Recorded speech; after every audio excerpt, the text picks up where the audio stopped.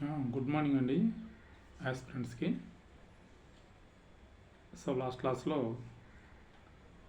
ఋగ్వేదం గురించి ఆర్యులు ఎవరు అనే టాపిక్ గురించి చర్చించుకున్నాం. సో ఇప్పుడు మనకి దీనికి సంబంధించిన టాపిక్లో పోటీ పరీక్షల దృష్ట్యా ఒక ఇంపార్టెంట్ పాయింట్ని చూద్దాం. చాలాసార్లు ప్రశ్నలు వచ్చాయి మనకి, పోటీ పరీక్షల్లో అడిగారు. సో అందుకని ఒక టాపిక్ చూద్దాం.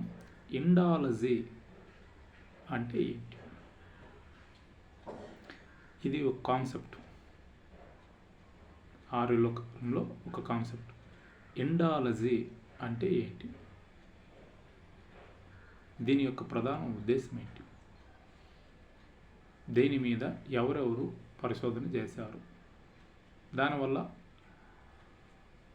చరిత్రకు ఉన్న ప్రాముఖ్యత ఏంటి అన్న అంశాలు చూద్దాం. ముందుగా ఇండాలజీ అంటే భారతదేశ చరిత్ర మరియు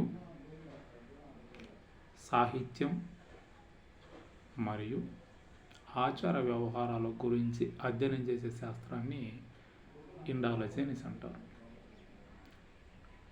ఇది వెరీ ఇంపార్టెంట్ అండి. ఈ కాన్సెప్ట్ నుండి చాలాసార్లు ఏపీపీఎస్సీ వాళ్ళు బిట్ అడిగారు. అదర్ ఎగ్జామ్స్లో కూడా మనకు రిఫ్లెక్ట్ అవుతుంది. ఒకసారి చూద్దాం. చాలాసార్లు మనకి ఏపీపీఎస్సీ వాళ్ళు బిట్ అడిగారండి దీంట్లో. ఎందుకు అంటే దీనివల్లనే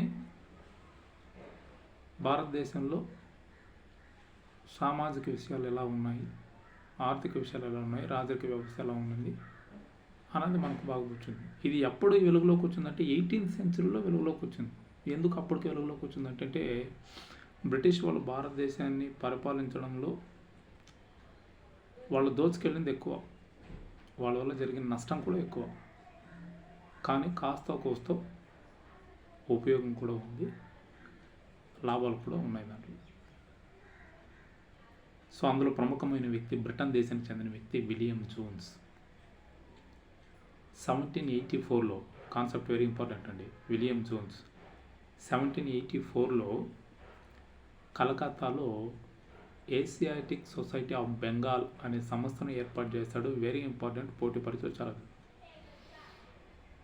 కలకత్తాలో William Jones Asiatic society of Bengal అనే సంస్థను ఏర్పాటు చేశాడు. అప్పటి గవర్నర్ జనరల్, భారతదేశానికి governor general so Warren Hasting అన్న వ్యక్తి గవర్నర్ జనరల్గా ఉన్నాడు.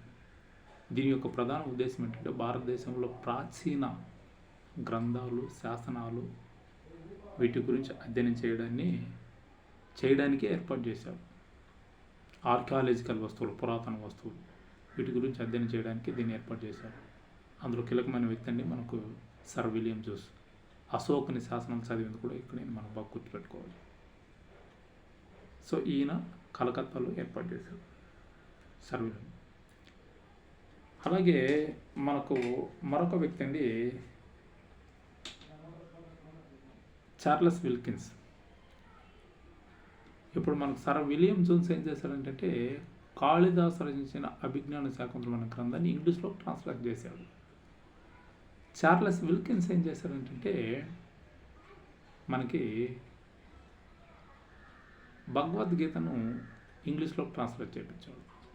చార్లెస్ విల్కిన్స్ భగవద్గీతను ఇంగ్లీష్లో చేశారు. అందుకని వీళ్ళిద్దరిని ఫాదర్ ఆఫ్ ఇండాలజీస్ అనేసి అంటారు. ఫాదర్ ఆఫ్ ఇండాలజీస్ అనేసి అంటారు. సో ఎందుకంటే మనకున్న సంస్కృత భాషలో ఉన్నదాన్ని సో ఇంగ్లీష్ భాషలో ట్రాన్స్లేట్ చేయించారు. అది చాలామందికి చదువుకోవడానికి బాగా అనుకూలంగా ఉంటుంది. ఏఎల్ భాషం భారతదేశ ప్రాచీన సంస్కృతి, ఆచార సాంప్రదాయాల గురించి a wonder that was India అనే గ్రంథాన్ని రచించాడు. ఏఎల్ భాషం ఆస్ట్రేలియాకి చెందిన వ్యక్తి అండి. కాన్బెర్రా విశ్వవిద్యాలయంలో స్టూడెంట్స్ అన్నమాట.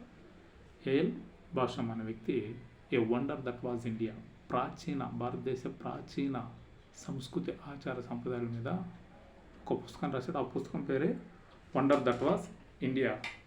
అలాగే జర్మనీ దేశానికి చెందిన మార్క్స్ ముల్లర్ అనే వ్యక్తి అండి, జర్మనీ దేశం చెందిన మార్క్స్ ముల్లర్ అనే వ్యక్తి ఋగ్వేదాన్ని ఇంగ్లీష్లో ట్రాన్స్లేట్ చేయించాడు. సో ఇలా ఈ కీలకమైన వ్యక్తులు దీని మీద పరిశోధన చేసి ఒక భాష నుంచి మరొక భాషకు తర్జుమా చేశారు కాబట్టి సో వీళ్ళని ఇండాలజిస్ట్ అనేసి అంటారు. అంటే మన భారతదేశంలో ఉన్న ప్రాచీన గ్రంథాలు, ప్రాచీన శాసనాలు, ప్రాచీన విధానాలు ఇతర భాషల్లోకి అనువాదం చేయబడ్డారు.